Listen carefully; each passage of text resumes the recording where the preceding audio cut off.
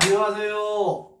명탐정 복음 파이터가 여러분들에게 복음을 전해드리고 싶은 간절한 마음에 이 코로나 시기에 복음을 어떻게 전해드릴 수 있을까? 쉽고 간결하게 어떻게 신앙생활을 하는데 도움이 될 수 있을까를 고민하는 마음으로, 기도하는 마음으로 여러분들 위해서 오늘도 영과 육의 밥을 먹을 수 있는 밥상머리 영상 앞에 앉아 봅니다.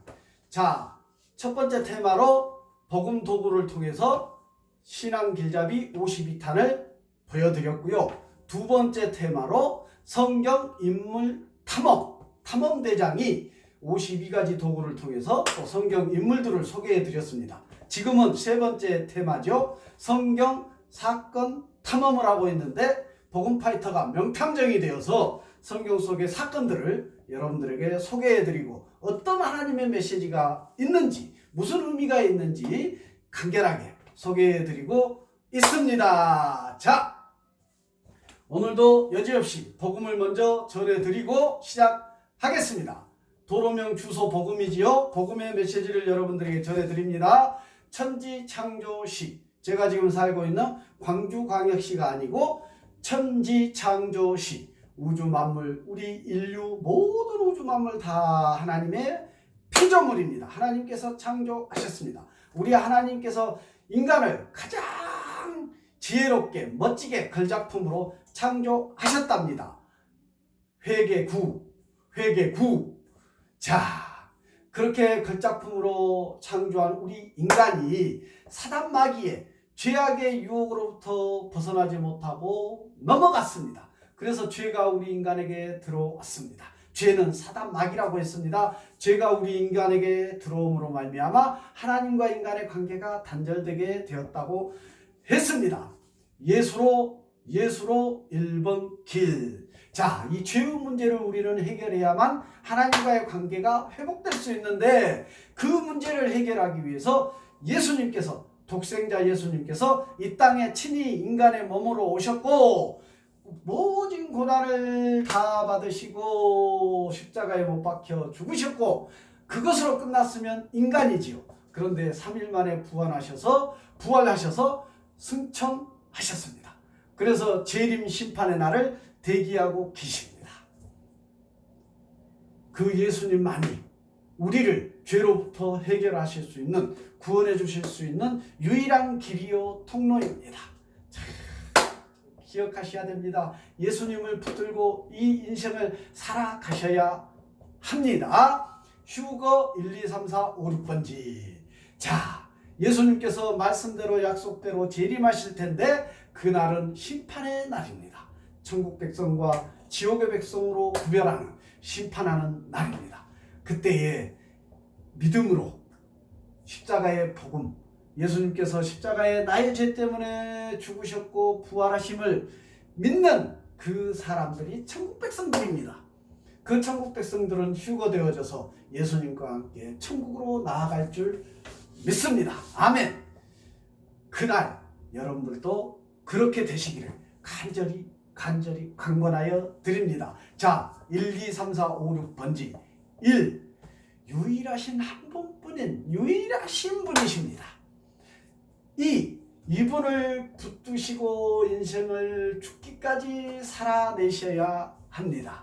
3. 삼위일체 하나님 되십니다. 성부 하나님, 성자 예수님, 성령님, 삼위일체입니다. 지난번 영상에서 다 삼위일체가 또 뭔지 다 설명해 드렸습니다. 4. 사지에서 죽음에서 우리를 죄악으로부터, 죽음으로부터 구원하실 유일한 분이십니다. 5. 오직 예수 그리스도, 예수님만이 우리를 죄로부터 구원하시고 천국 백성으로 인도해 가실 유일하신 분이십니다. 6. 육신으로는 불가합니다. 우리의 구원의 문제는, 천국 백성의 문제는 영적인 문제옵시다. 내가 교회에서 헌신을 많이 하고 사역을 많이 하고 헌금을 많이 하고 구제를 하고 이런 행위로는 절대 구원에 이를 수 없소이다. 반대로 구원받은 자녀라면, 그리스도인이라면, 알고 그리스도인이라면 당연히 조금 전에 나열한 것들이 이루어져야 합니다. 청지기 인생 가운데 순서가 바뀌면 안 됩니다. 구원의 조건은 믿음입니다. 자, 육신으로는 불가능하다고 했습니다. 믿음은 영적인 문제입니다. 구원은 영적인 문제입니다. 오직 믿음으로 가능한데 그 믿음은 무엇입니까? 예수님께서 나의 죄 때문에 십자가에서 못 박혀 죽으셨고 3일 만에 부활하신 그 십자가의 복음을 믿고 죄를 회개하고 예수님을 구주로 영접하는 그것이 믿음입니다.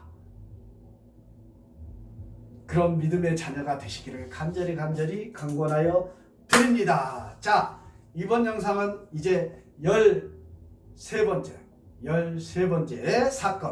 사건 번호 제13번 사건은 유월절입니다. 유월절. 지난번에 성경 인물 탐험에서도 유월절에 관련된 내용이 나왔습니다.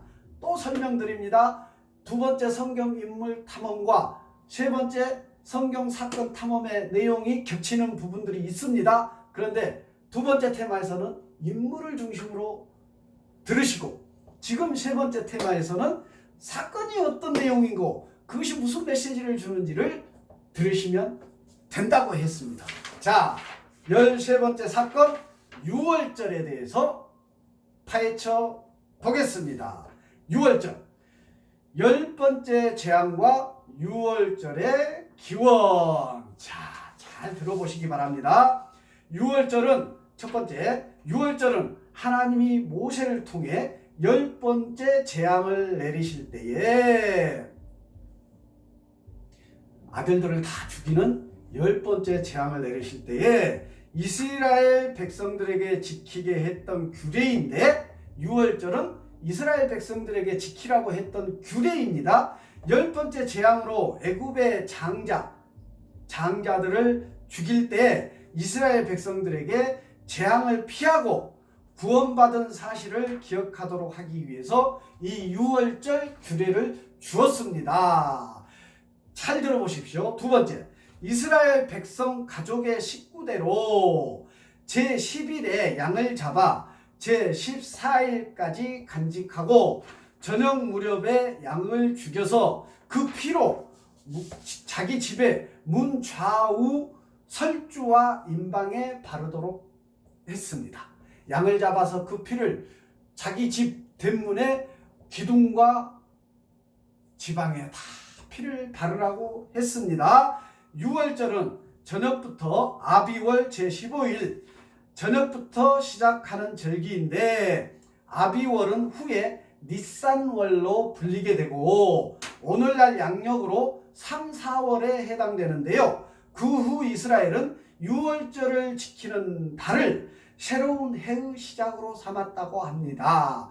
그러니까 우리는 1월달이 새로운 해의 시작이지 않습니까? 그런데 이스라엘은 유월절을 지키는 달, 즉 3, 4월에 해당되는 그 달을 한 해의 시작으로 간주했다고 합니다.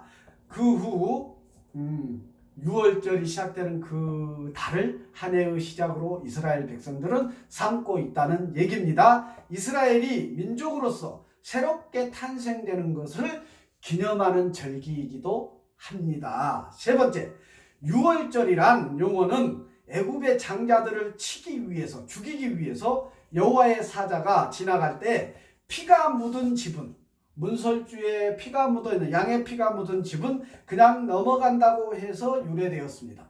6월 넘어간다. 그래서 유래되었는데요. 6월절이란 바로 넘어간다 이런 의미입니다. 6월 넘어간다 이런 의미의 6월절입니다. 죽음이 넘어간다. 죽음이 피해간다. 이런 심판이 넘어간다. 이런 의미입니다. 자, 네 번째, 출애굽기 12장 8절에서 6월절에 이스라엘 사람들은 자기 집 안에서 식구들과 모여 죽은 양의 고기를 불에 굽고 무교병과 쓴 나물을 함께 먹었는데 고기를 먹고 남은 것은 아침까지 소화해야 했으며 양의 음식은 피로 구원받은 것을 기억하고 감사하기 위한 것이었습니다. 그 양고기를 먹는 것은 바로 구원받은 것을 기억하고 감사하기 위한 의미가 있고요. 무교병과 쓴 나물은 그들의 구원이 급히 이루어졌음을 기억하며 애굽에서의 그들의 고통을 잊지 말라라는 의미로 무교병과 쓴 나무를 먹었다고 합니다. 먹게 했다고 합니다. 다섯 번째, 이후에 유월절 규례는 약간 변형되게 되는데 레위기 17장 1절부터 6절에서 모세의 법에 따라 모든 희생 제물은 성막에서 제사장에 의해서 드려지게 되었고요. 역대하 35장 1절에서 11절 말씀에 보면 유월절 양은 자기 집에서 죽일 수 없고 오직 성막 성전에서 제사장에 의해서 잡을 수 있게 되었기에 모든 사람은 각기 자기의 양을 제단으로 가져와서 제사장으로 하여금 희생 제물을 올려드릴 수 있게 했다고 합니다. 이렇게 변형되었다는 얘기입니다. 여섯 번째, 예수님 당시에 유월절 규례를 보면 양을 성전에서 희생 제물로 드렸고 집에서는 무교병으로 유월절 음식을 대신했던 것으로 보입니다. 누가복음 22장 14절에서 예수님은 제자들에게 음식을 베풀고 편안한 자세로 식사를 하십니다. 예수님께서. 자, 그 후 70년 성전이 파괴되면서 유대인들은 유월절에 더 이상 양을 희생제물로 드릴 수 없게 되었는데 그 이래로 무교병이 유대인들에게서 유월절에 중요한 위치를 차지하게 되었다고 합니다.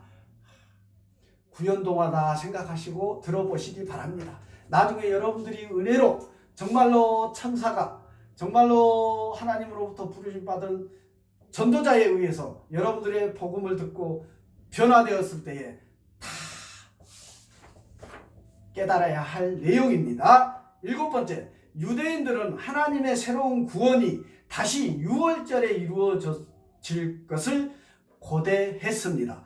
유대인들은 하나님의 새로운 구원이 다시 유월절에 이루어질 것을 고대했습니다. 신약에서는 예수님을 바로 유월절의 어린 양이라고 증거하고 있습니다. 실제로 예수님은 유월절에 예루살렘에서 유대 지도자들에 의해서 십자가에서 죽게 됩니다.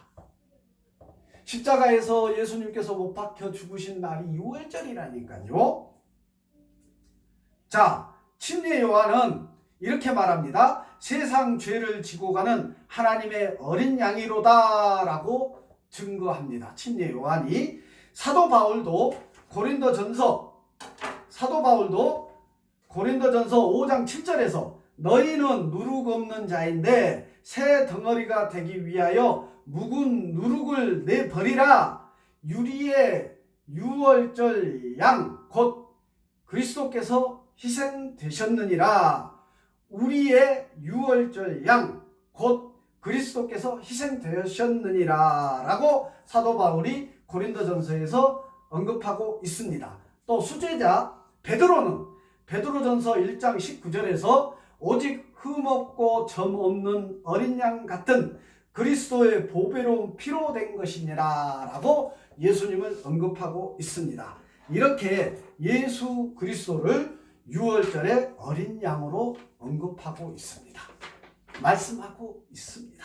자, 여덟 번째 마지막, 유월절의 어린 양은 이스라엘 백성들이 애굽에 속박해서 애굽의 힘듦, 고난, 고통, 속박에서 하나님의 은혜로 구원받도록 하는 대속의 양이었고 그것은 이제 신약에서 죄의 속박에서 우리입니다. 여러분입니다. 여러분들이 죄의 속박에서 구원하기 위해서 오신, 제가 27년 전에 죄의 속박에서 구원받기 위해 오신 예수님의 대속의 죽음을 상징하는 예표가 바로 유월절입니다. 유월절입니다. 유월절 사건 번호 제13번 유월절 사건을 여러분들에게 설명해 드렸습니다. 자, 이 유월절 사건을 어떻게 여러분들에게 각인시켜 드릴까 기도하며 도구들을 검색하고 찾아서 발견한 것이 바로 이 도구입니다. 자, 제가 지금 카드 5장을 가져왔습니다. 저는 마술사가 아닙니다. 마술사가 되고 싶은 마음이 1도 없습니다. 이 도구들을 다윗에게 무슨 도구가 있었습니까? 골리앗을 물리칠 수 있는 믿음의 돌멩이가 있었지 않습니까? 돌멩이. 그냥 돌멩이 저 밖에 나가면 돌멩이 바글바글 있습니다. 아무것도 아닙니다. 그런데 하나님의 능력이 임하고 믿음으로 그 돌멩이 도구를 사용할 때에 하나님의 능력이 권능이 임해서 그 돌멩이를 맞고 골리앗이 아웃됐지 않습니까? 마술사들은 이 도구들을 통해서 마술을 해서 유익을 취하는 것이 마술사입니다. 본인이 원하는 유익. 그런데 저는 마술사가 아니라고 했습니다. 이 도구를 복음의 도구로 활용하고 싶습니다. 철저하게 제가 죽는 그날까지 이 도구들을 잘 고민하고 기도해서 이 도구를 통해서 어떻게 복음을 전할 수 있을까 재미지게 그것을 고민해보고 기도해서 이 도구를 활용해서 어린아이들에게 복음을 전하고 모든 사람들에게 기회만 닿으면 복음을 전할 수 있는 기회들을 찾고 실천해 가려고 합니다. 자, 카드 5장을 가져왔습니다. 자, 보시죠. 유별나게 이 5장의 카드 중에 가운데 3번 카드만 빨간색입니다. 붉은색입니다. 자, 이 붉은색을 뒤집어서 보시죠.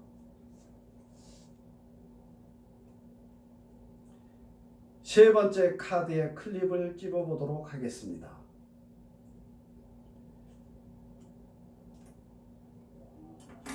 당연히 이 세 번째 카드가 빨간색 3번 카드가 맞겠지요.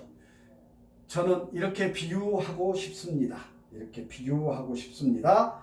자, 그 빨간색 카드가 바로 조금 전에 6월절에서 설명한 구원받아야 할, 죽음이 넘어가야 할 문설주, 그리스도인의 집입니다. 제가 이 클립을 꽂아 놓은 게 바로 그 집입니다. 죽음이 넘어갑니다. 심판이 임하지 않습니다. 약속하셨습니다. 그래서 이스라엘 백성들이 문설주의 양의 피를 다 발라 놓았습니다. 그런데 자, 보시죠. 놀라운 일이 일어날 것입니다. 놀라운 일이 일어날 것입니다. 자, 보시죠. 잘 보십시오. 첫 번째 카드,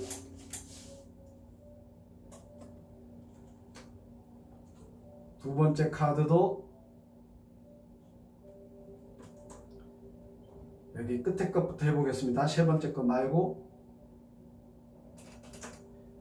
다음, 조금 전에 세 번째 카드는 빨간색이었습니다. 빨간색 3번이었는데요. 자, 잘 보십시오. 할렐루야. 자, 하나님께서 이스라엘 백성들에게 구원의 은혜를 베푼 증거가 바로 6월절이었습니다. 심판이 피해갔다니까요. 그러면 우리에게 예수님께서 심판자로 재림하실 거라고 약속하셨는데 그 재림의 날 심판을 피해갈 유일한 길이 무엇이라고요? 믿음이라니까요. 믿음. 육신의 봉사, 섬김, 사랑 무슨 그런 게 아니고, 육신의 문제가 아니고 영적으로 우리가 믿음으로 구원을 받을 수 있다니까요. 심판이 넘어간다니까요. 우리를.